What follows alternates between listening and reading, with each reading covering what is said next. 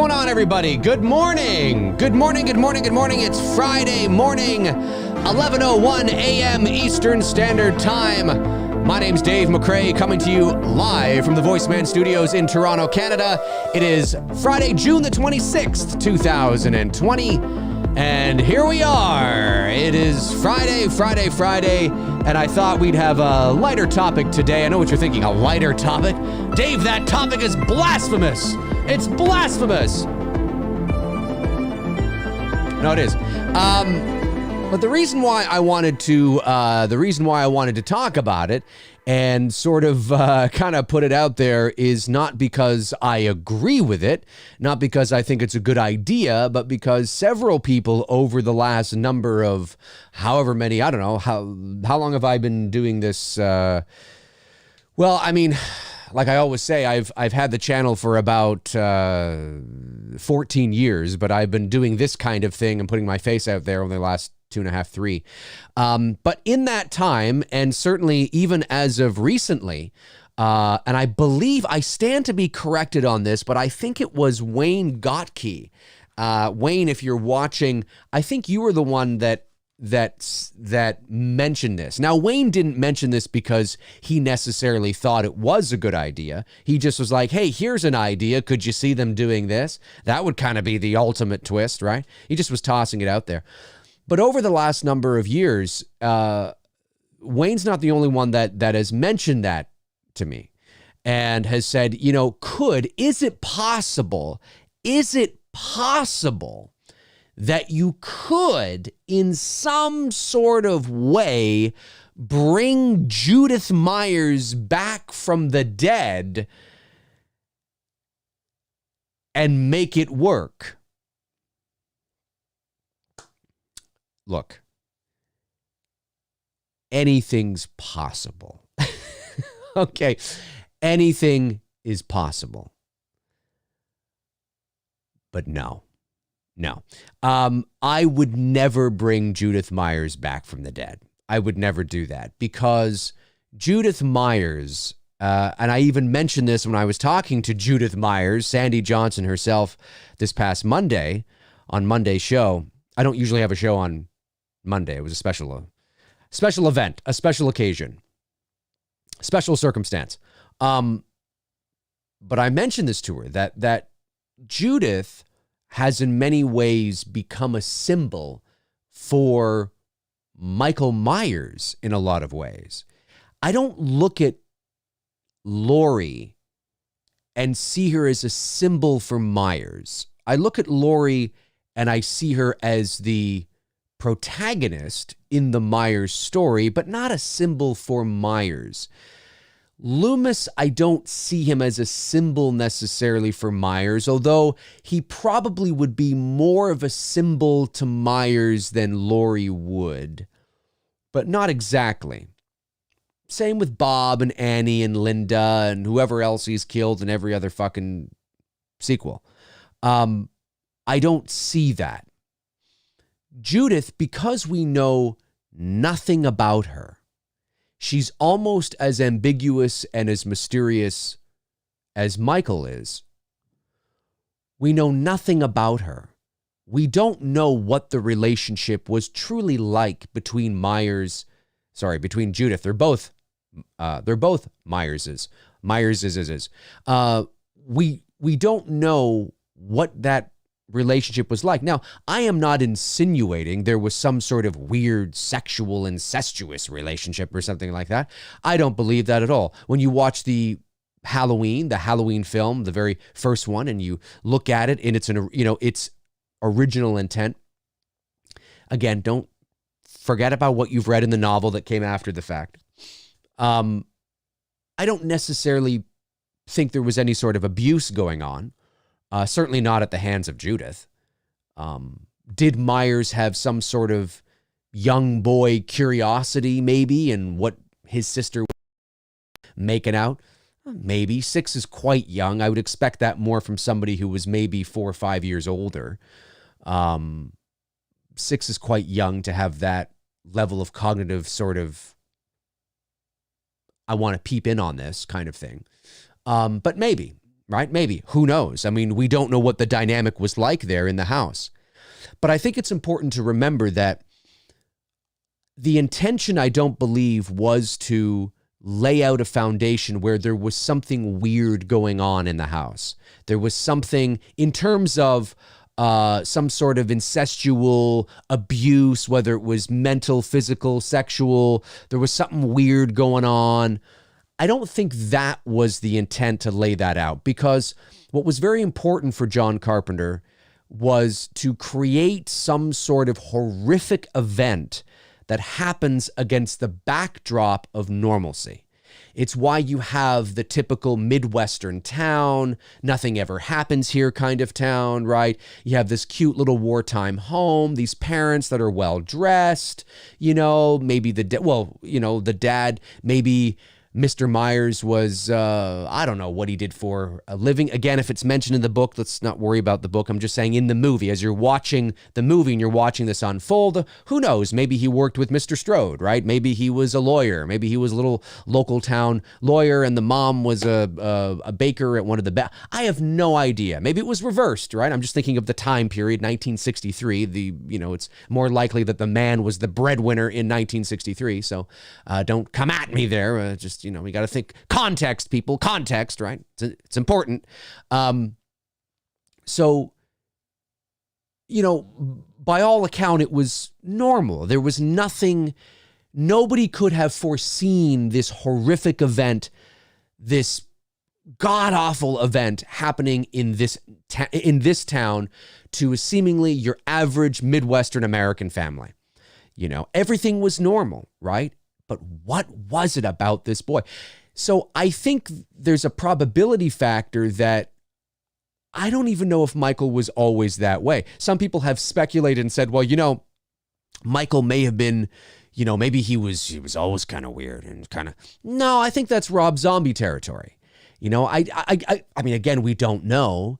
But I think the idea of something happening that night, or maybe there was a sequence of events that did unfold, that maybe the parents did keep quiet. Maybe there were certain things. I mean, that's always a possibility too. But the point I'm making is that I don't think there was anything certainly crazy going on behind the scenes in the relationship between Michael and Judith. I think it was... but because we know so little about her, which is part of the mystique of her character, it's important that remains intact. It's very much like Michael Myers. She was his sacrifice. Now, I don't mean that in a religious sense, not in a cult of thorns sense. I mean that she was the first kill, and we don't know why. She was the catalyst that got everything going. She was the beginning of it all. And if she were to return, naturally people would have questions. And if those questions are not asked, it would be strange if those questions are not asked, or if they're not revealed in exposition, or they're not revealed, she just comes back and maybe there's a shoehorned in line like, they never found his body from H2O, or that's just something people made up, from Halloween 18, right? About Laurie and Michael being brother and sister. I mean, you can't do that, Naturally, if we find out that she actually survived that night, she was in critical condition, she was in hospital for, 6 weeks or something, but she survived. And by that time, Michael was already in Smith's Grove. So they put her in some sort of witness protection. I don't know, right? Like you make up some wild story, you let your imagination run wild. And then all of a sudden Judith returns. She returns. Now, in my sequel concept idea video, I don't have Judith come back. I use a young girl who happens to resemble her as a symbol, right? I call it the symbol of Sandy, or the whatever I call it, something like that. And that I'm okay with, because that is more of a philosophical sort of approach, that you're using the look of the character to remind Michael of where it all began, or, to bring it full circle, so to speak. Like in my sequel concept idea to Halloween 18, again, I have it all it builds and it all goes down in Judith Myers' bedroom in the old Myers house. And that's where it all goes down between Michael and Laurie. So there's a lot of symbolism there. And I think to utilize the symbolism of Judith, to utilize her character in terms of the symbolism and what it all means and what it could mean for Michael on a subconscious, suppressed level, I think that's interesting. But pulling Judith out of a hat and saying, well, no, she was actually alive this whole time and she's just, she's made a comeback. I mean, listen, there's probably somebody somewhere that would watch that and go, yes, that's amazing, right? But I am not in that camp, because I think, it sort of, Judith has become a symbol of the beginning of his terror.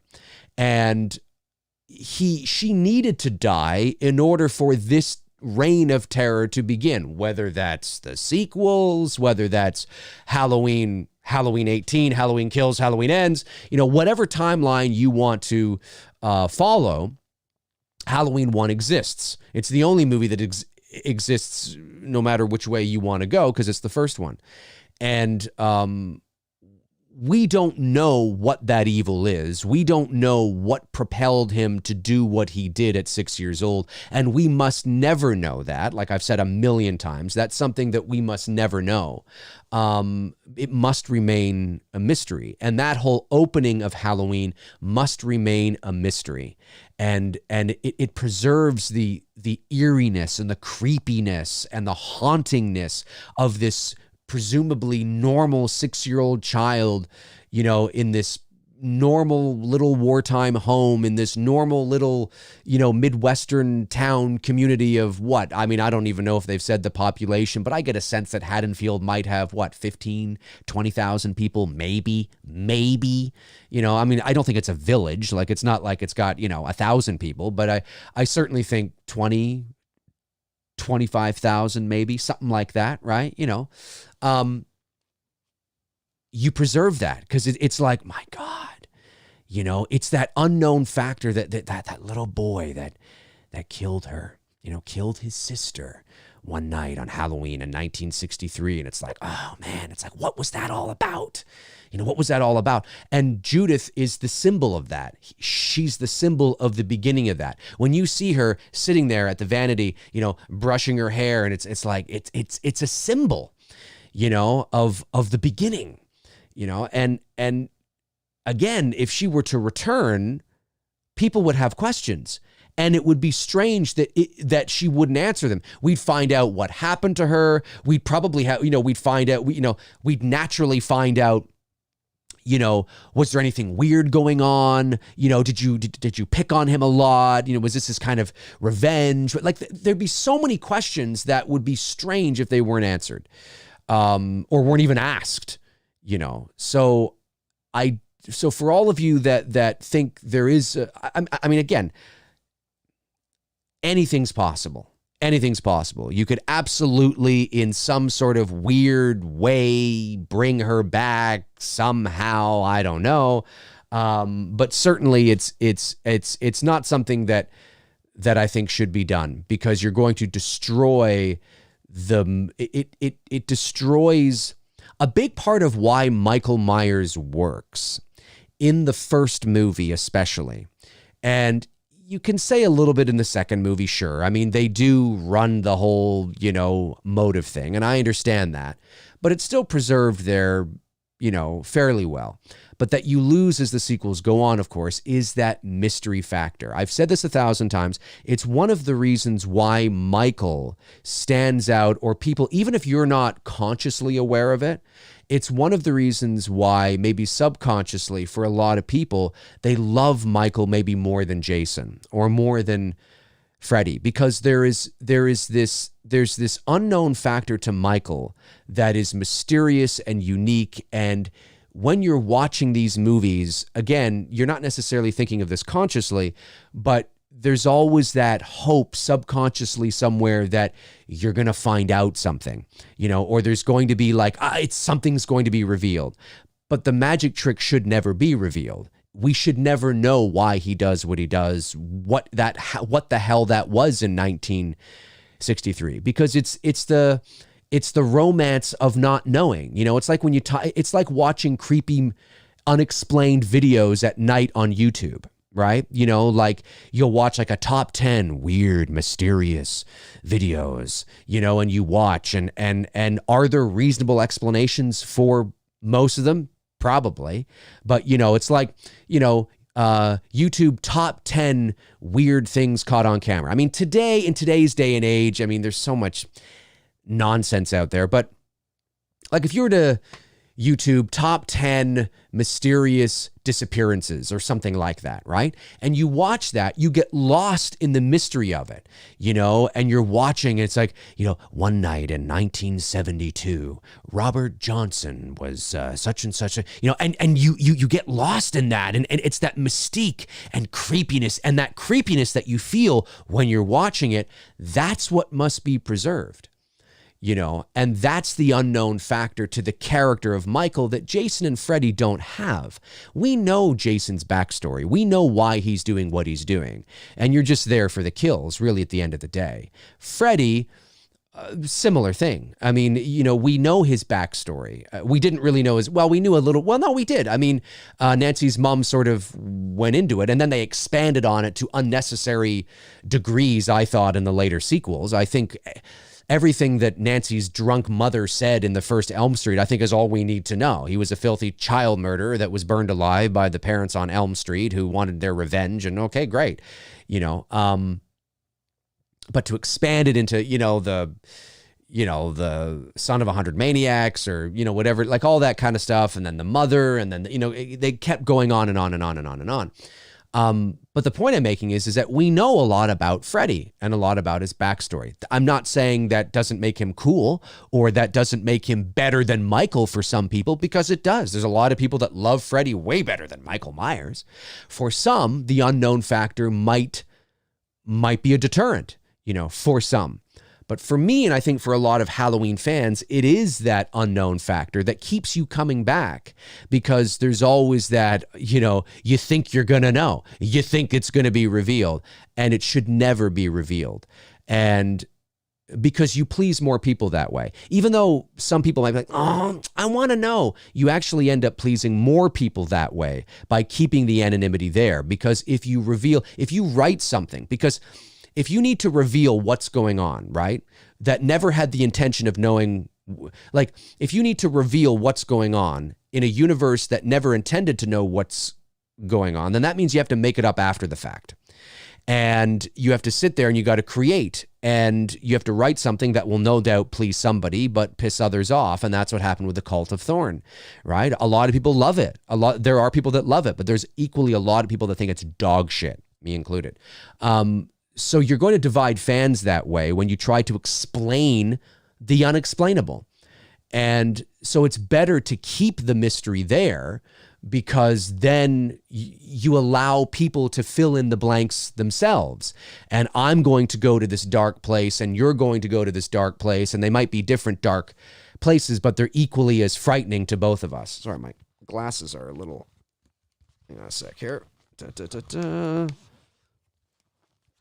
Glasses were a little tight on my face. I think that's okay. Maybe it's just my hat. There we go. So that's why introducing Judith back into the fold is sort of like there would be so many questions, and questions that would no doubt divide everybody, and then ruin sort of the symbol that Judith is, that Judith was, that Judith should remain. She should remain that symbol, that part of the unknown factor. We don't know everything that happened that night from the boyfriend. He should remain a mystery. There's a lot of people that have said maybe we could bring back the boyfriend, find out what happened to him. I hope they don't. He should remain just as much a mystery. if there's anybody that should be brought back from 1963, if you're going to bring anybody back, it should be nothing more than a neighbor that heard the screams. Because the neighbor isn't directly connected to what's going on, and the neighbor can help to fulfill and perpetuate that mystery. So the neighbor can, maybe there's, I remember I was lying in bed and I heard this scream outside, and I looked and I saw the boyfriend leaving, and I thought maybe there, like, you know what I mean? Like, it just helps to it's like, well, geez, I wonder if there's something with the boyfriend now, And you just like, maybe there's something weird about that. He did leave awfully early. Was it because he was a Minuteman, or was it something else? Like there's that, everything that happened that night, even though there's probably higher probability that, yeah, he was just using her. I mean, that's what he was doing. But everything about that night should be in that realm of mystery. You don't bring back the parents. You don't bring back the boyfriend. You don't bring back Judith. She's dead. She's got to remain dead for obvious reasons. And Michael has to remain the anomaly and enigma that he is. If you, like I said, if you bring anything back, it's a neighbor that maybe heard it, or somebody that was passing by that thought they saw a light turn on and then off or something, because it helps keep that creepiness and that mystery there, that investigation sort of going. If you know all the answers, it strips the icing off the cake. It strips, not the icing off the cake, because the cake is more important than the icing, but it strips sort of the shine off of it, and that mystery is part of that, of why it works. So no, I do not believe Judith Myers should be brought back at all.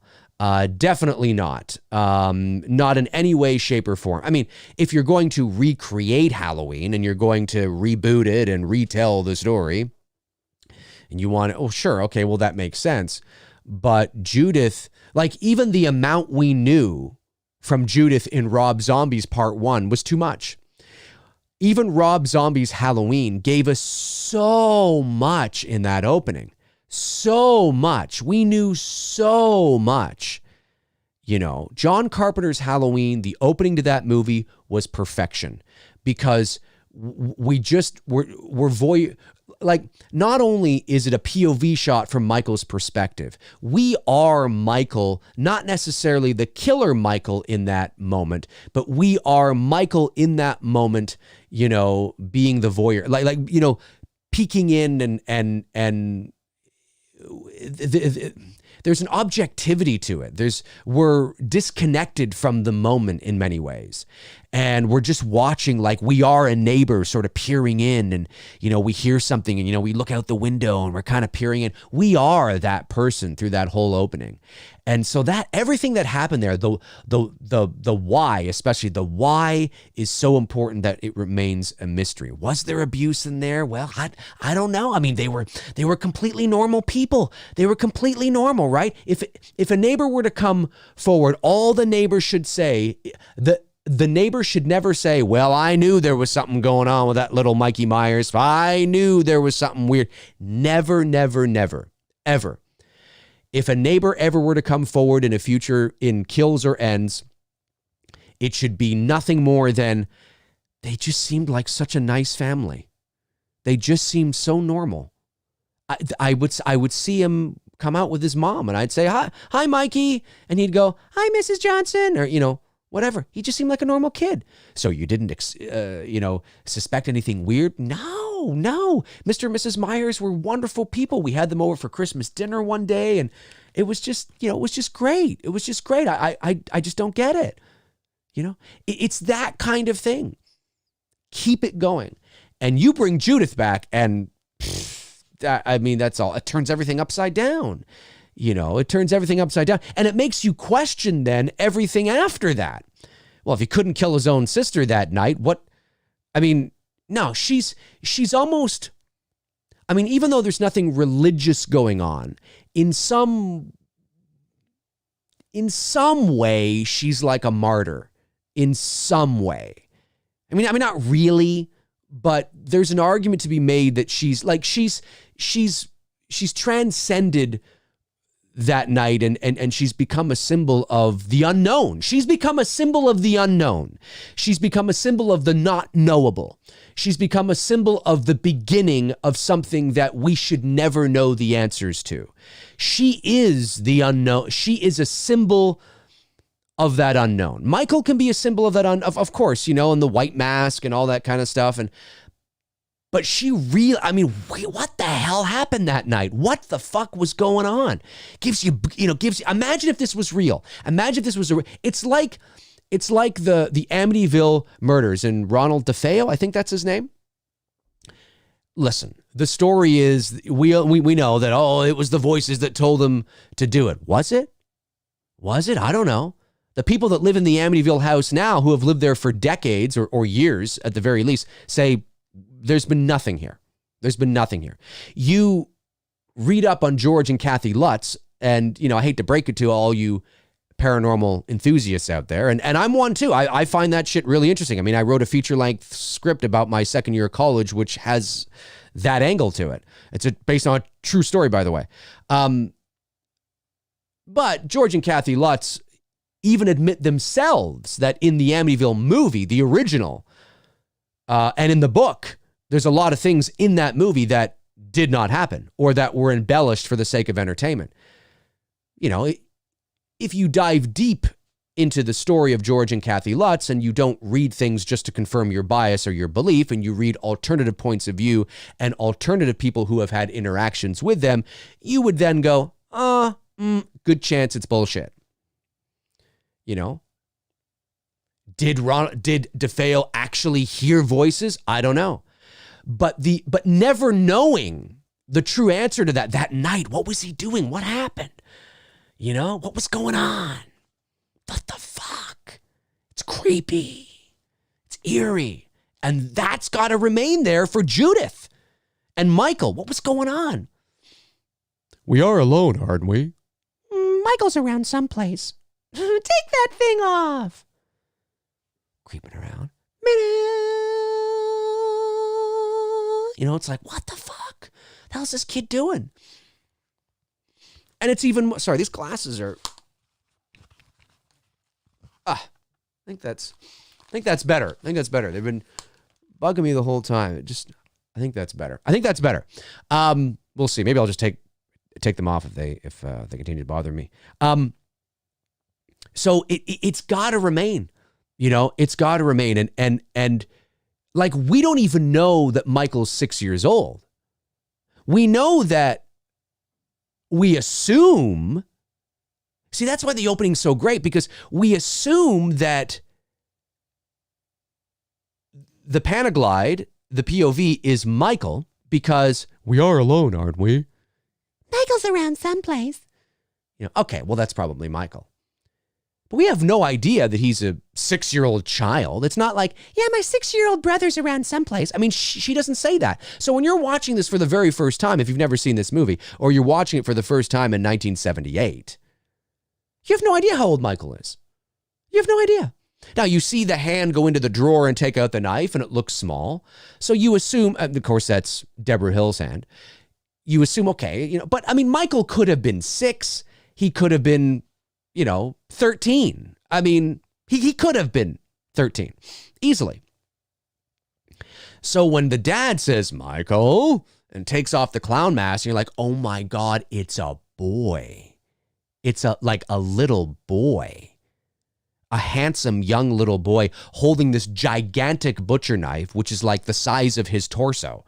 Like, oh my God, it's showing you the comparison. It's like, oh my God, it's insane. Absolutely insane. Against the backdrop of this beautiful of normalcy, right? That's why it works. It's not against the backdrop of a fucking hick family in a rundown house with a skull, fuck you, bitch, kind of. I mean, well, yeah, I'm not surprised Michael murdered I'm not surprised that Michael was fucked up. But when you come from a seemingly normal household, as far as we know, that's scarier. That is creepy. Because by all accounts, it shouldn't be that way.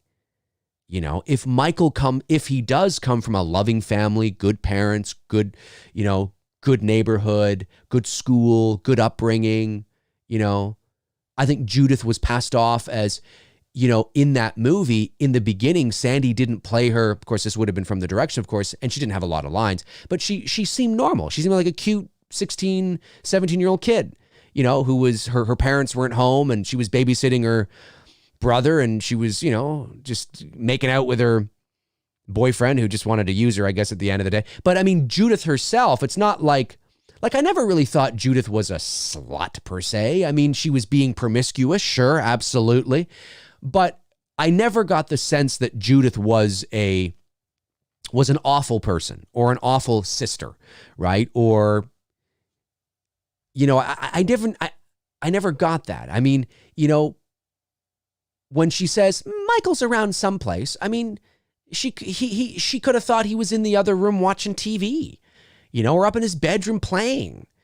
You know, who knows? Who knows? Or maybe asleep. Or I don't know. I'm not saying she's completely innocent, but certainly you don't get the sense by her character that she comes from a, whoa, kind of family. Do you know what I mean? Not at all. She's doing what most of us at 16 were either wanting to do, were doing, or hoping to do. I mean, let's be honest, right? You know?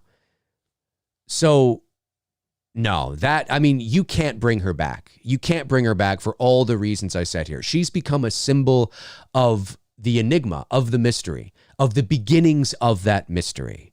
You know, she is the symbol of that. And you bring her back, there's going to be a lot of questions that need to be answered, a lot of things that will have to be answered that should never be answered. You know, we should never know what their relationship was like or what the household was like. We assume that it was normal and it was fine and it should remain that way because then it's like, what happened? Holy shit. Fuck.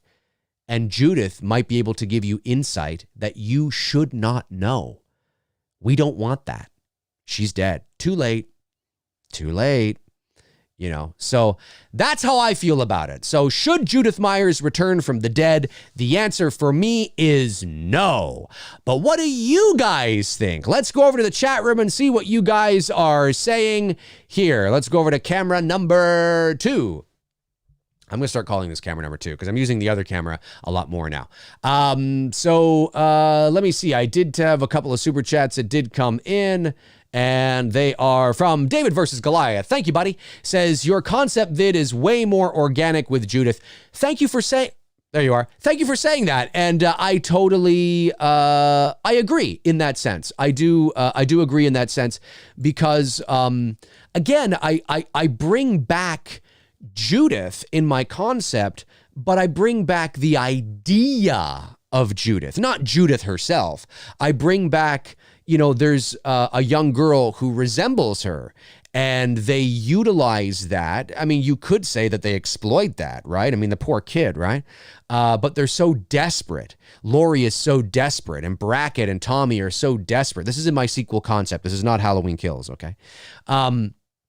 They're so desperate that, and her whole family has just been slaughtered by Michael, and, you know, and she agrees to, you know, she feels safe with Laurie and she agrees in the whole thing. And they use her to because it's something that can tap into Michael's subconscious. It's something that can tap into Michael on a very deep, suppressed level that is at the very beginning of everything. Not the beginning of Smith's Grove, the beginning of it all.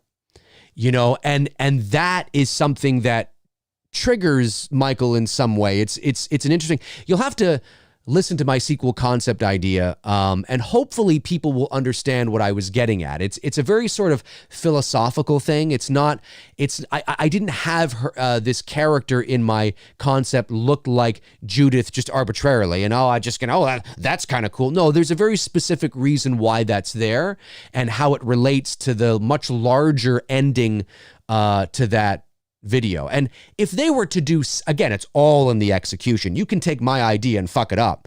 You can take the greatest idea in the world and fuck shit up.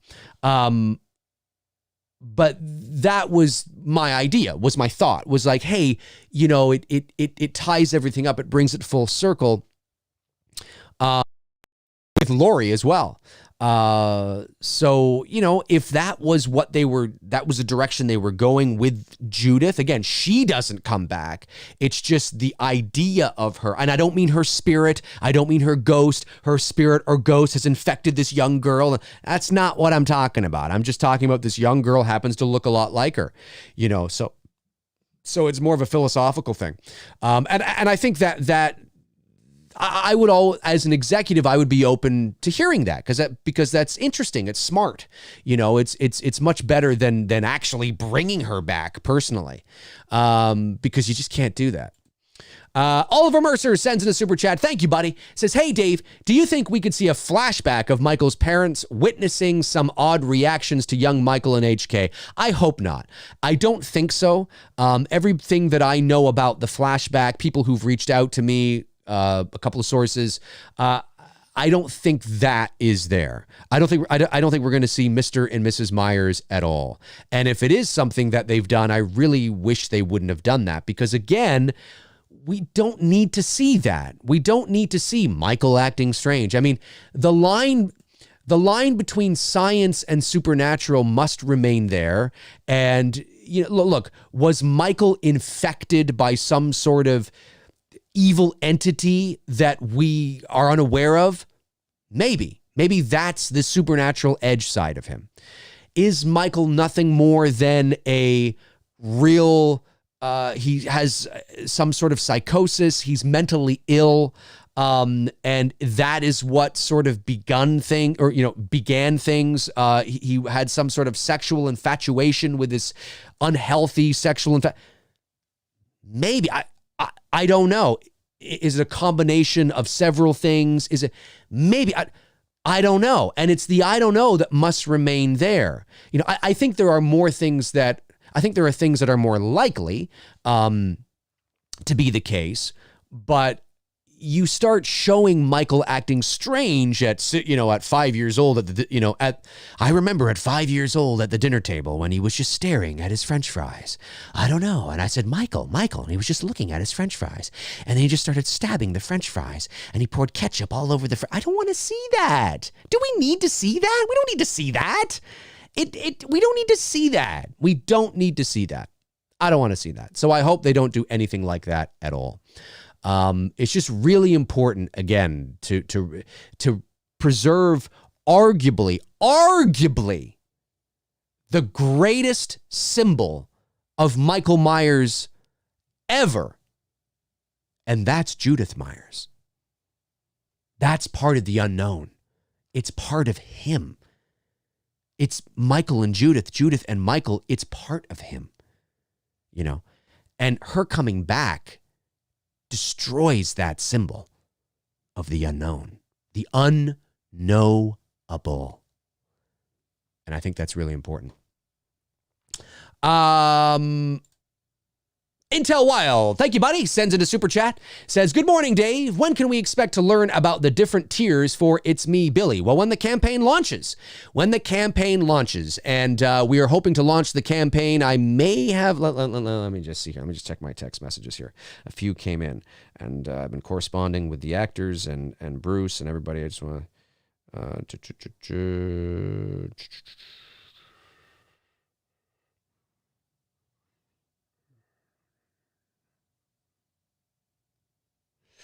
Okay, all right, yep. That's good. Okay, I may have an announcement later today. And then just got a text from Victoria, our lead.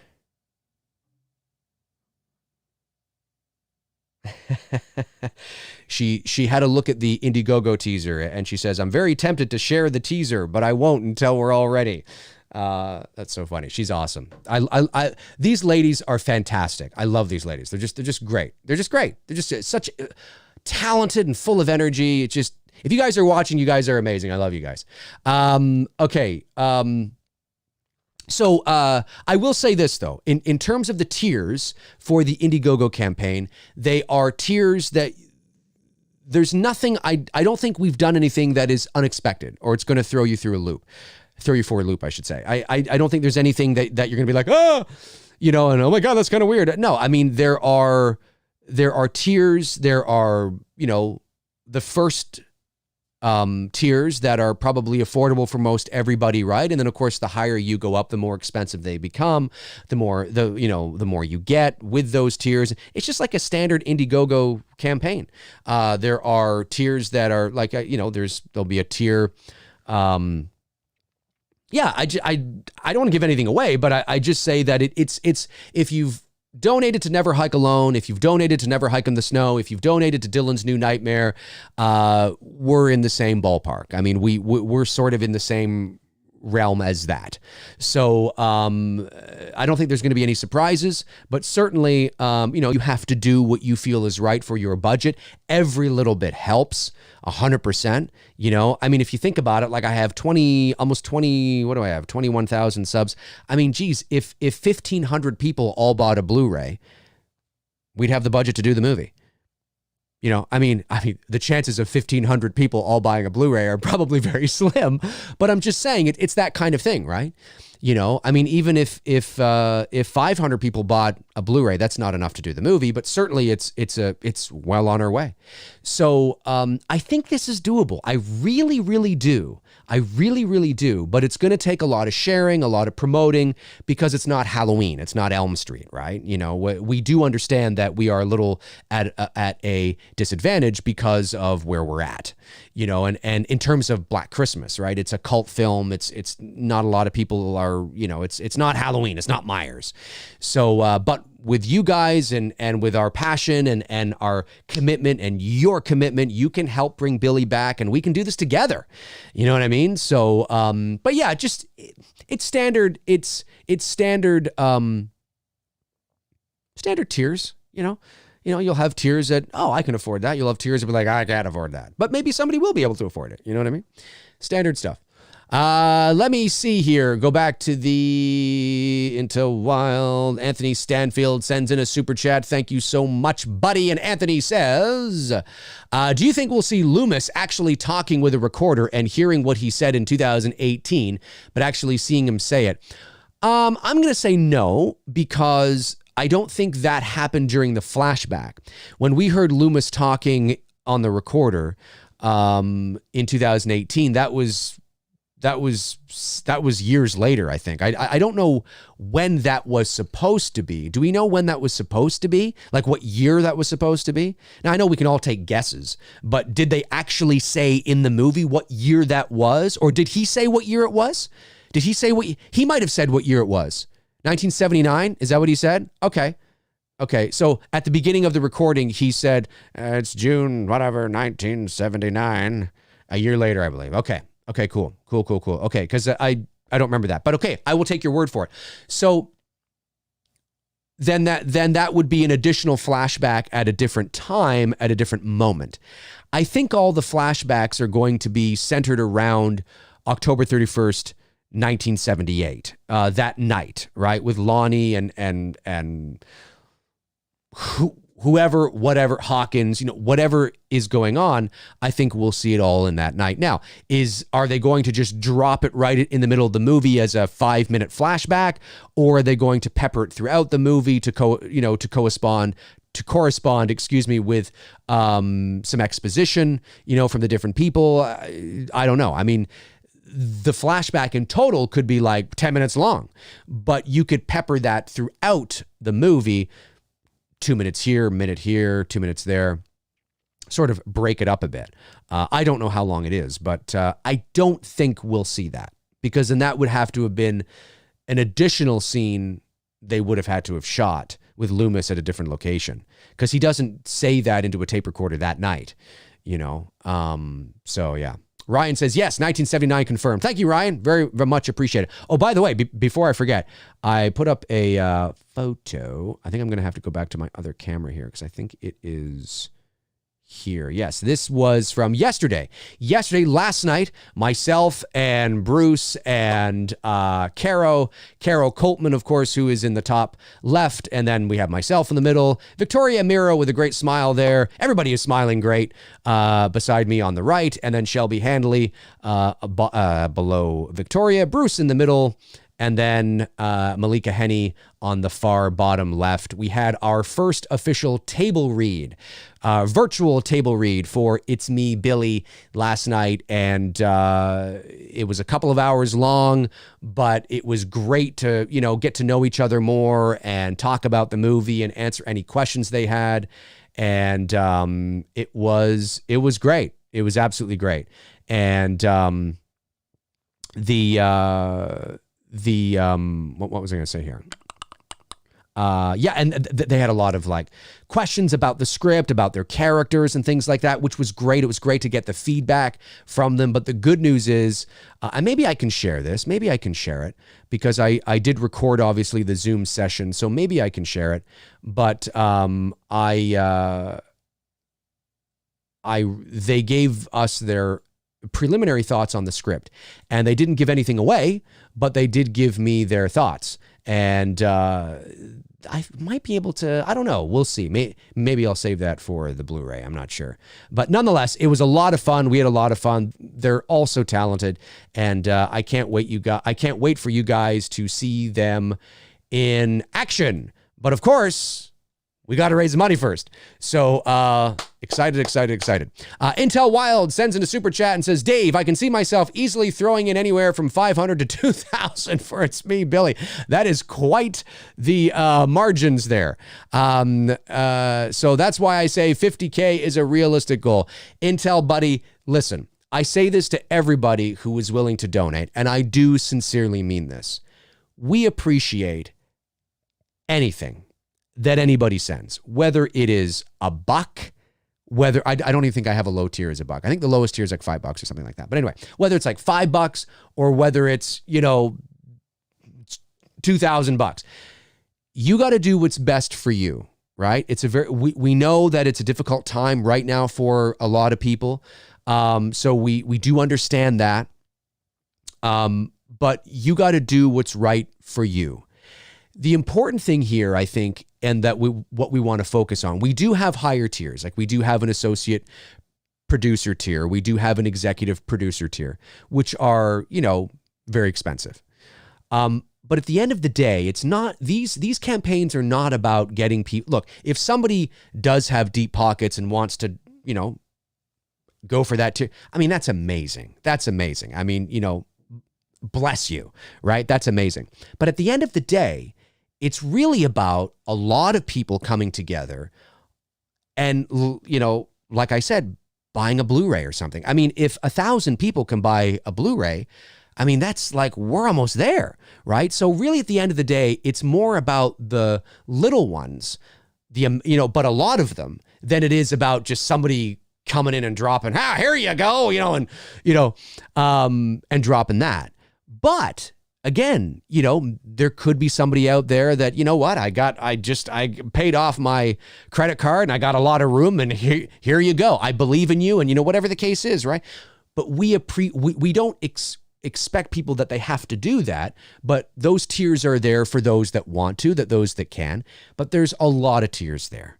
And at the end of the day, if we can get a lot of people donating on like a, $30 tier or something like that, that adds up. And we can maybe make this thing just by a lot of people buying the Blu-ray tier.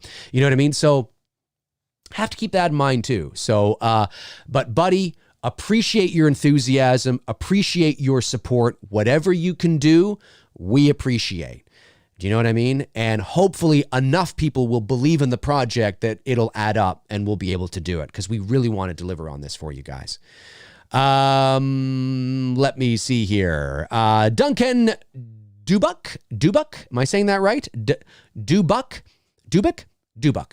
That actress beside you looks a lot like Olivia Hussey. Is that intentional? Am I screwing you? Name's Beth, by the way. Your name's Beth? Your name's Beth? I think that's what you said. Yes, that is intentional. Yes, let me go back here. Yes, the actress beside me in the top right up there, her name is Victoria Miro. She is, well, they all are. They're all incredibly talented. But Victoria absolutely is. And one of the reasons why we chose her was not just because she was talented. We sort of lucked out. I mean, at the end of the day, talent should override any sort of, similarities in looks in terms of Olivia Hussey. Now, obviously, when the casting call went out, it went out as, brunette. And I think even in the casting call, we had a mention of Olivia Hussey and yada, yada, yada. But at the end of the day, if below Victoria there is Shelby, she's playing Emma. If Shelby had submitted for, Sam to be the granddaughter of Jess from the original Black Christmas, and Victoria had never submitted at all, I would not hesitate to go with Shelby to be the granddaughter of Sam as our main lead. Even though she's, a dirty blonde, she's incredibly talented and certainly could pull it off. We just really lucked into it that Victoria happens to look like Olivia Hussey. And when she submitted, I said to Bruce, oh my goodness, she submitted for, and she really does. I mean, it's not identical. It's not like you're going to see her on, camera and be like, oh my God, that's Olivia Hussey. No, it's not going to be like that. But certainly it was all about believability, right? Do I believe that this could be the granddaughter of Jess Bradford from the original Black Christmas? That was very important to us. Do I believe that? And looking at Victoria, it's like, I believe that. Yeah, I believe that 100%. And she's really talented. So it was like bonus, right? It was bonus. So yes, it definitely was intentional, for sure, that we did make a conscious effort to look for people who did submit who resembled that sort of look. But at the end of the day, if we couldn't get the look, the talent was the most important thing. That was the most important thing at the end of the day. And it just so happens that we were able to get both. So that's really cool. Cool indeed. Let me see here. Funny Felon says, if not for trolls, I'd be more than willing to pledge $5 to $10 per new follower, friend to the project. Too bad. I'm not sure I understand what you mean. If not for trolls, I'd be more than willing to pledge $5 to $10 per new follower, friend to the project. Oh, you mean like $5 to $10 per person that, I think I know what you're talking about, but I'm not quite Trolls are not likely to spend money. Trolls are not see, that's the great thing about trolls. The great thing about trolls, that's right, I said that, is that trolls are not likely to spend money to ask a question. They're not likely to spend money on the campaign because they're cheap, because they're trolls, because they don't want to do that. They want the area of, the area that's the least resistance. Right? They don't want to fucking spend money to ask me a question. They just want to come in and fire away and cause havoc in the chat room. And then my awesome moderators take over and out you go. Right? A troll is not likely to spend money on the Indiegogo campaign. You know what I mean? Because that's just not what they do, right? They don't want to do that. They don't want to support me. Support me? That's the last thing they want to do. Support what I'm doing? That's the last thing they want to do. They want to see it fail. They're hoping this fucking thing fails and we only make $10, right? That's what they want. So I don't think you have to worry there, unless you mean new followers or friends in the chat room, maybe, or something like that. I'm not sure, but you know what, man? Hey, Funny Felon, I mean, if you want to, if you want to toss $5 to the project, man, knock yourself out. We'd really appreciate it, man. We'd really appreciate it. You'll get your name in the end credits. Or let me say first, the first tier, I will say this, the first tier is $7 Canadian, but I think that's about $5 American. So it might be 5 and change or something like that. But I think that's the first tier or something like that. So Michael Dean says, Dave, is CGI expensive? Yes, it is. And is there different types of CGI? There's times when it's really noticeable, and then times when you have no idea they're using it. Well, listen, I'm not I'm not an expert in this field. I'm not a visual artist or a graphic designer, and certainly it's not my area of expertise. But a lot of the times, there are many different visual effects houses, and a lot of the times, if you're using Industrial Light and Magic, and it depends on what the visual effect is, right? There are some visual effects that we've essentially mastered. Anything metal or mechanical or, things like that, like Transformers and all that kind of ships and spaceships and that kind of stuff, we've mastered because we've had so much time to play in that universe and work with them. But water and, underwater shit, which is what James Cameron's trying to master now with Avatar 2, and how light passes through water and trying to replicate that, that's more difficult. I'm not an expert in this field, obviously, but I will just say that, are there different types of CGI? Yes, there are different effects houses that use different ways to go about achieving the same things. There are artists that are there's compositing, and I would just say yes, there is a reason why some effects can look better than others. Sometimes it's just that the effects houses they use or the people they're using are just not as good. If you use Weta or Industrial Light and Magic, chances are your effects are going to be mind-blowing.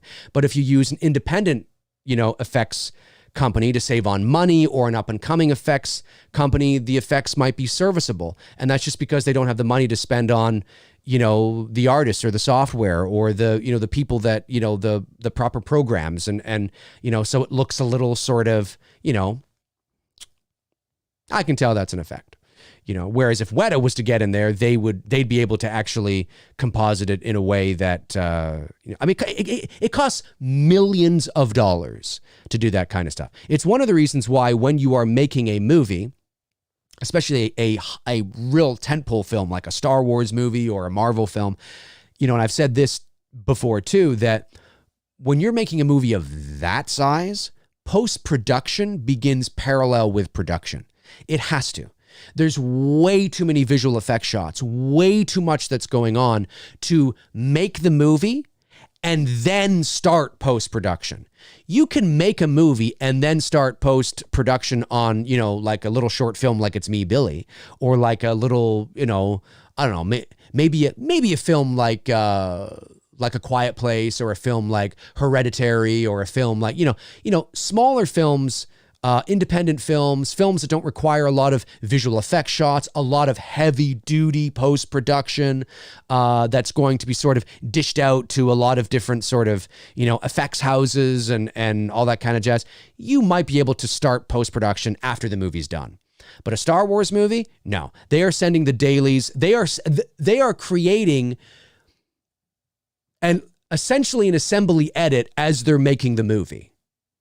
And again, I'm not saying that they are deep into post-production as they're making, say, The Rise of Skywalker, but they're not filming it and then there are people that are just sitting on their asses waiting for the movie to be done. No, because it's going to take 6 months to shoot the fucking movie, and so they are receiving the dailies, the approved shots and takes of the day that JJ and company will approve. They'll send that, out, and there's somebody that is assembling all that together. And, so that by the time they're all done, the visual effects department, whoever that is, well, in this case, it's Industrial Light and Magic, has already been working on the visual effects for this scene or this shot for months. So that I do know they do, 100%. Again, it would depend on the size of the project, of course, and what all is involved in a post-production process. But certainly, yeah, there are different. Not everybody can afford Industrial Light and Magic and Weta. So not every movie you see even a Hollywood film, not every Hollywood movie you see that has visual effects in it automatically uses Industrial Light and Magic or Weta. Those are the big boys. Those are the ones that are going to cost a lot of money. There are many different independent visual effects houses that are a lot cheaper and sometimes a lot more noticeable in the work. But then there are some that are really good too, really good. So yes, that is definitely something. Yeah, for sure. Darren Sand says, well, you need COVID insurance for the shoot. I hear that a lot of indie productions are mothballed due to the difficulty of getting COVID insurance. It's a real problem. Bruce can speak on this better than I can. He was talking about this yesterday during our meeting. And I'm just going to my inbox here. It's me, Billy inbox, because he had sent me I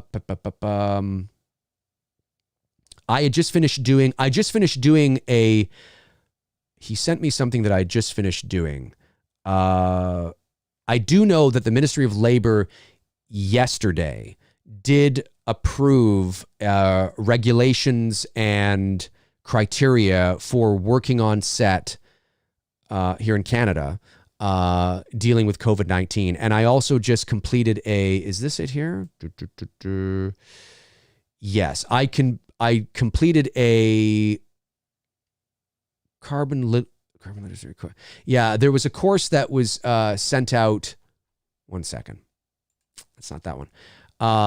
There was a course that was sent out that I completed that I also got a certificate with, which was safe. There it is. Yeah. Safe set practices by Safe Set Training. And the website is practicesafesets.co. And I had to go through this. The training takes about half an hour, and anybody can do it, actually. If you're in the US or here, you can do it. It's a free COVID-19 certificate course, level A, and it is for while working on set.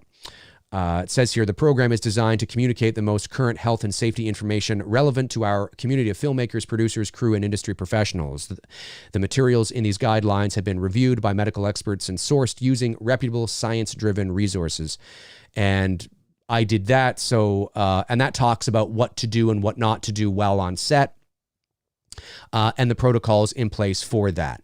In regards to insurance, COVID-19 insurance specifically, Bruce would be able to speak to that better than I could, specifically in regards to COVID. Definitely we will have film insurance, obviously, because you have to have basic insurance, as you know, on set that covers everything and everybody. So we are definitely going to have that. Whether they're going to include COVID-19 in that, I'm not sure yet. We did reach out to the company that's going to supply us the insurance I guess about a month or so ago. And they asked us to inquire again, I think in late August or September. They said, well, if you're not going to shoot till the fall, wait a couple of months because we're trying to rework all this now. And they might include that in the insurance. It all depends on what sort of, what they need to do legally now that the Labor Board has implemented this. So yes, definitely there is going to be something, and we'll have masks on set, and we'll have sanitizer, and if we have to put down to keep 6 feet apart, whatever, we'll have to do that. Whatever people feel comfortable with, and what people feel comfortable with at the location as well, the owners of the location, and. So we are very aware of it. Bruce, of course, is, as you know, he's neck deep in this every day. So he's sort of like my go-to on, okay, hey, what's the situation? Because he's dealing with this every day, being the manager of learning and development at White's. So he's talking about this each and every day, because White's, of course, when they reopen, they have to have protocols in place for when the productions come to White's to rent gear. And so there's things in this. So he's very up on it. So I do know that it's been approved by the Ministry of Labor, protocols and things like that. And then I just have to figure out, I got to touch base with him and figure out whether or not that's going to be implemented into the insurance package from, what are we using? We're using, why do I forget this off the top of my head? The insurance company we're going to be using, one second here. I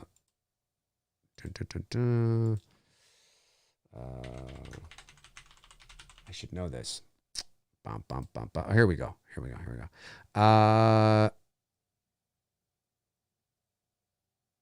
There it is. Yeah. Front Row Insurance Brokers. Front Row Insurance is a film production insurance company in Toronto, and that's the company we'll be using for insurance. And they want us to contact them again in the next month or so to inquire, now that they probably have more of an idea entailed in their insurance package. So hopefully that answers it, Darren. Did it? Hopefully. I hope anyway. Tabitha Short says, I thought Dave said safe sex. Safe sex. No. Of course, if people want to, they can, I just, we'll have condoms out on a tray. And if anybody wants to, can you imagine? Oh, it's like a comedy movie or something. That'd be so funny to be like, what are we shooting here? What kind of movie? Hang on a sec here. What kind of movie is this, ladies and gentlemen? That's so funny. And I was thinking, what the hell does that have to do with this? It makes sense that it's safe sets. Yes, safe sets practices. Safe set. That's so great. Whoever came up with that knew what people would think. Maybe you're right. Maybe. Aaron Click says, are you saying safe sex? Are you saying Pam or Pam? No, safe sets practices. Sorry about that, guys. Safe sets practices. It's a certificate that we had to take, and it's free. It's free for anybody in the film industry to take. And it just, it's basically a COVID safe sets practices 101, and you get a little certificate at the end, a digital certificate that you could print, I guess, if you want, but it says that you took this and that, you are aware, and it's, you got to go through it and answer all sorts of questions and things like that. And I think you have to get 80% to pass. So you have to get at least 80% to pass. And I don't know what Bruce got. He probably got perfect. The guy's amazing. I got 88%.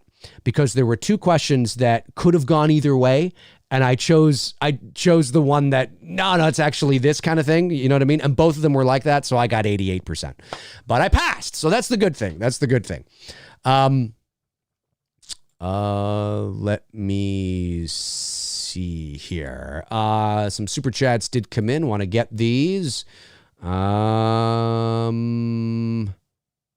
Okay, Oliver Mercer sends a super chat and says, hey, Dave, how much will the Blu-ray DVD be for the UK? Many thanks, dude. Well, it'll be about $30 Canadian, but there will be shipping on top of that. So there will be shipping on all the perks. That's standard, especially when you are, doing something that that a lot of your donors will be coming out of country. I think you're down here. We have to do that, obviously, because if we didn't do that, we'd be out of pocket in terms of shipping by thousands of dollars. So we do have to incorporate shipping into that, but it's standard shipping. It's not like it's going to be $30 for the the Blu-ray and $150 shipping. It's just, it'd be like buying a Blu-ray online, or something like that. So, again, I know that shipping is different depending on where you are and where you're buying from, but we're trying to make it as reasonable as possible. It's nothing astronomical, but certainly we want to factor in shipping. And if we have to if the shipping isn't enough at the end of the day, then obviously I will pay the rest out of pocket. But hopefully I won't have to do that. Hopefully we'll raise enough where we can offset that and everything's cool. Because shipping is a big part of it. Shipping is a big part of getting these perks to you guys. So, but yeah, it'll be $30 Canadian, which is I think like $25 US, 20 something pounds or something like that. Pretty standard. Pretty standard, but there is shipping on top of that. And like I said, we have to do that. If we didn't do that, we'd be insane not to do that. So hopefully that doesn't deter anybody. You just think of it as that's just what it would be like if I was buying online anyway. You know what I mean? We really appreciate it, guys. We appreciate everybody that's good, because you guys are going to help bring this to life. You guys are the ones that are going to help bring Billy back. Now obviously once we get the money, then now we have to put it into action, right? We got to get this and put an action on it, which we will do. You guys, have done your part. Now we're going to do our part. You know what I mean? And it's a thing. Like we're all in this together, just listening to these ladies run through the script. And it's a first table read. So, we're feeling each other out, feeling the characters out. They had questions, which is great.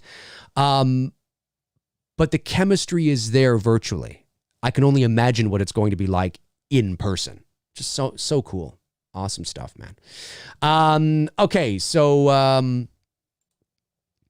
Frank Riker sends in a super chat and says, Dave, I shot a rocket out of Blum's pocket and said... Pocket. Huh, Frank? Dave, I shot a rocket out of Blum's pocket and said the flashback, and he said the flashback includes Michael treatments, which is Loomis trying on lingerie in front of him with heels. That would be amazing. Frank, I would love to see that. That would be amazing. Absolutely amazing. David versus Goliath says, my son loves the song Werewolves of London. Do you? Werewolves of London? I've never heard of it. Never heard of it, man. Never heard of it. Jonathan McAuliffe says Michael escaped in 78 because of Chief?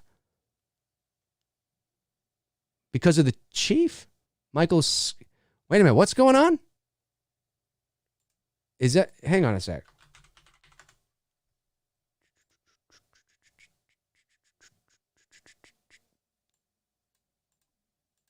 Wait a minute. I'm putting something in here. Michael. One second. Michael. I want to look something up. I want to look at a scene, a photo. It's actually not related to what you just asked. It's something else. Sorry about this. I know it looks like I'm looking up something that's, related to what you asked, but I'm actually not. There was something that just hit me, and I want to make sure. Michael Myers, Judith. One sec. I want to look at something here. Sorry. Not Michael and Judith. Michael Myers, Judith.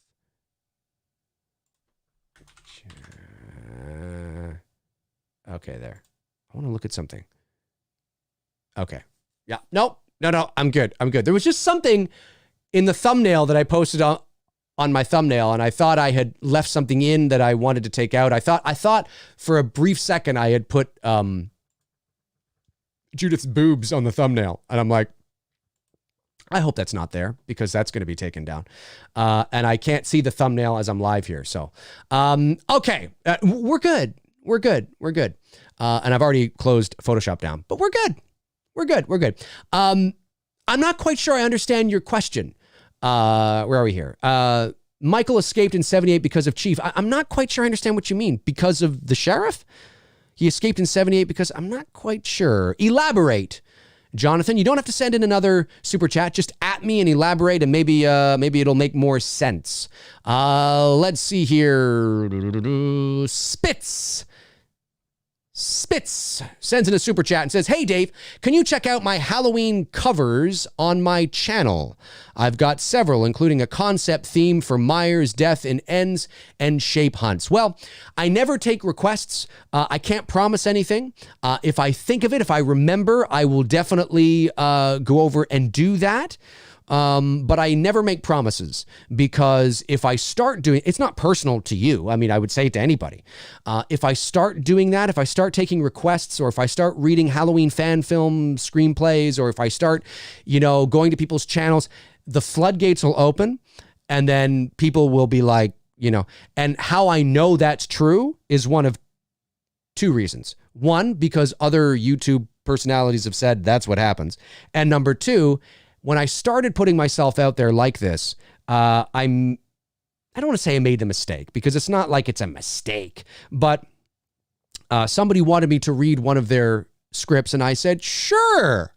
Of course, I was very naive, and they sent it to me, and they mentioned it in the chat room on one, and then the floodgates open. I had about 15 messages coming. Can you look at this? Can you read this? Can you look at this? I would love to know this. Can you read it? And I'm like, oh my God, I can't. I just don't have the time. I don't have the time to go through all this and read all this and look at all this and all that kind of jazz. So when anybody says, hey, would you mind checking it? I will say, I can't promise anything, but give me some time and I will make a note of it. Spitz, your channel covers, and but I can't promise anything, okay? But I really do appreciate the super chat nonetheless, buddy. I've seen you in here before. Great supporter of the channel. Appreciate it. And I will make note of it, okay? But I can't promise anything. Let me see. Kevin Fishgall. Hey, Kevin, I haven't seen you in a while, my man. Sends in a super chat and says, have a 2-month-old girl at home. Well, that's probably why. That's probably why, you know what I'm saying? I'm able to catch you live for the first time in a while.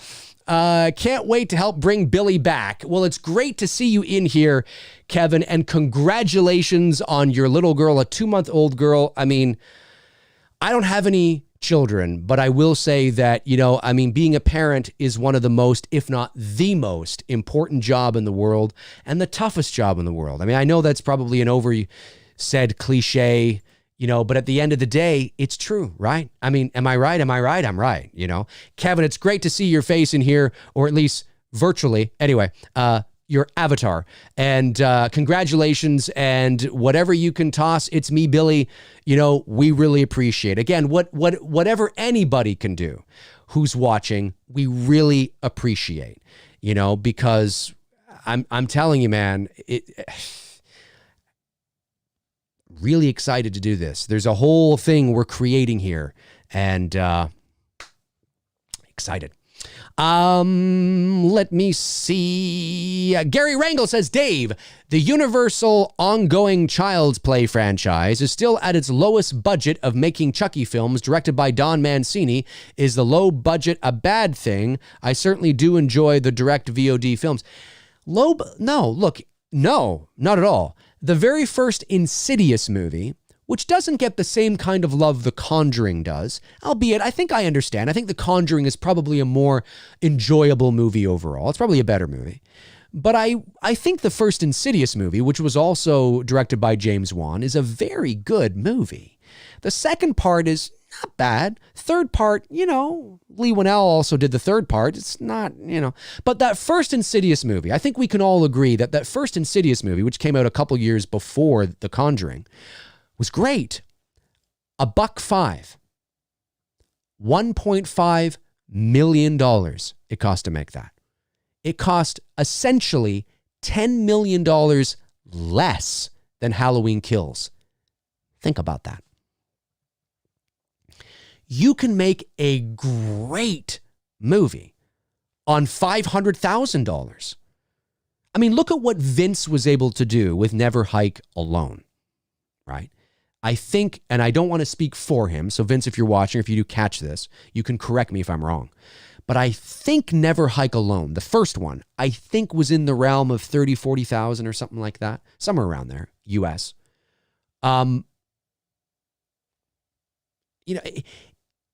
Story, execution. And understanding, especially in the world of horror, if you're not doing a slasher movie, less is usually always more. You can make a great movie on a low budget. I think what has become tired with Child's Play is not the budget, it's Child's Play. It's Chucky. He's ran its course. What else can you do with this fucking little doll? He's become a freak show. He's become a sideshow. It's not the budget, it's the stories. They're garbage, and they're not stories that Universal thinks can make bank in a theater. So they just release it on VOD and we make whatever we make. We hope we make our profit back, and then some. So no, I think Child's Play just ran its course, and I think what they did with the remake last year, I think was the right direction. But I don't know if Mark Hamill was the right man for the job. Now, when I say that, that is not me as a voice actor saying, I wish I could have done it. That's not me saying that. That's not me saying that Mark Hamill did a bad job. No, he was fan-fucking-tastic. But I think they employed him mostly for Mark. Look, he's incredibly talented. He is. But they knew they were behind the 8 ball in this movie anyway, because it's like, you know, they're remaking Child's Play. That's blasphemous for some people, right? They brought in Mark Hamill because he's a fan favorite and he's an incredibly talented voice actor. He's great. And he was fine in it. He was serviceable. He was very good. He was fine. But I think because his voice is so recognized, I hear Mark Hamill. And there's some times where I hear a little bit of Joker. Now, he did a really good job at tempering that, at keeping it not going too far, not going like, Joker here. Like he didn't go that, you know, well, Andy, you know, or whatever the case is, right? It's not like he went that extreme.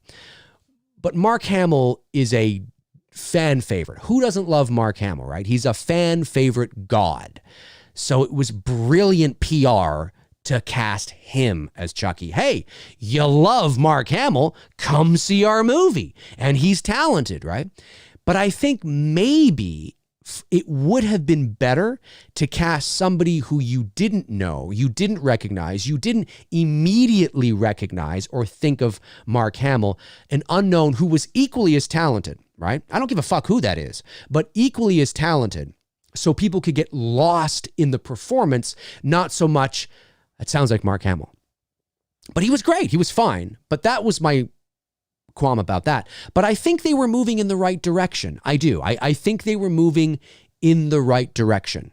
And I think the movie was okay. It was serviceable. But I don't think they're going to make another one. Not because I think most people liked Child's Play 19. And when I say most people, I'm not saying if you didn't. Well, I didn't. Got to get that ready here. But Dave! I think the general consensus was that, you know, that was all right. That was better than I thought it was going to be. That was fine. That was fine. It just didn't do very well at the box office. And it didn't do very well at the box office, not because of Toy Story 4. That movie had nothing to do with that. Had nothing to do with that. Because it's not like when Toy Story 4, you know, it's not like it went up the next. No, it just the demand wasn't there. The demand wasn't there. It was brilliant counter programming, but the demand wasn't there. It just wasn't there. So I don't think we'll see another Child's Play in that universe. I think what they're banking on now is the television series from Don Mancini. I think that's what they're hoping. And maybe that'll be good. Maybe Chucky really does belong in a, you know, 45-minute, 8-episode series. I mean, maybe that's really where he belongs. But no. The Child's Play movies have not failed or been terrible or have gone to VOD, or it's not really because of their budgets. It's because they're shitty movies. That's really why. Let me see. How long are we on here? Well, we'll go a little bit longer. Frank Riker says, I'll do one better, Dave. Paranormal Activity was made for less. Yes, that's right. Paranormal Activity was, wasn't like 15,000, something like that. I think somebody up here said that. 15,000, 20,000, something like that. But it's example. Now, but I wasn't a huge fan of Paranormal Activity. I like the concept of Paranormal Activity. Love the idea. I thought it was all right. I actually thought Paranormal Activity 2 from 2011, I think, something like that. I actually thought that was a better movie. I actually enjoyed that a bit more. But certainly, again, those are just examples of it's story, execution. Can budget help? Yes, budget can help you solidify, like, you know, again, if we can raise the money we need for It's Me, Billy, the plan is to shoot the movie on the Airy. You know, shoot it on a camera that they shot, you know, that they shoot major Hollywood motion pictures on. But that costs money. I mean, that camera package alone might cost $1,000 a day, you know? So, I mean, but if we have the money, not a big deal because our DP can shoot on it. Our DP can shoot on the Red, the Airy. He can shoot on anything. It shoot on a fucking phone. Well, we can shoot on the phone, but, we'd love to do that. That's what we'd love to do. But we need the money to do that, you know? So the more money you have, it always makes things easier. You have the money to, shoot longer. You have the money to get the location you want. You have the money to shoot on the camera you want. You have the money to hire the crew you want, the cast you want. It will always help to contribute to making your movie better. But at the end of the day, you need talented people involved to roll it out, to execute it, But yeah, I mean, having more money always helps. Always helps for sure. Let me see here. Robert Andrew Paul sends in a super chat and says, just broke piggy bank for you, Dave. Thank you, Roger. Really appreciate that, man. Really, really appreciate that. Don't break it too much now. Don't break it too much. Schnip sends in a super chat. Thank you so much, buddy. Says, just watch House 1986 for the first time. My God, you are a spitting image of William Catt in that movie. A spitting image of William Catt in that movie. I have had people say that I look like anybody or like everybody from Bill Burr, which is hilarious because I look nothing like Bill Burr. I can be loud and in your face like Bill Burr, which I think is sort of what they said. Bill Burr's a ginger. I'm not a ginger. Bill Burr, Eminem, to now William Catt, to Chad Hardwick, to everything. And my girlfriend, who's really good with examining faces and things like that, she's really good at that. She'll sometimes laugh and she'll go, well, I don't think you look like any one of these people outright. She says, I think what they're noticing is just certain features. Like they might notice Simon Pegg. I look nothing like Simon Pegg. Nothing like Simon Pegg. Maybe it's the glasses, and maybe it's the British. I don't know. But I think what she said was there's certain elements. So, like for example, on Eminem, it might be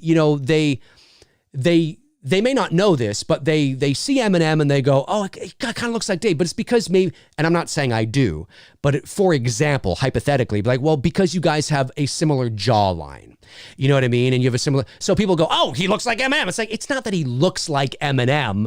It's just that there's certain elements, and maybe, with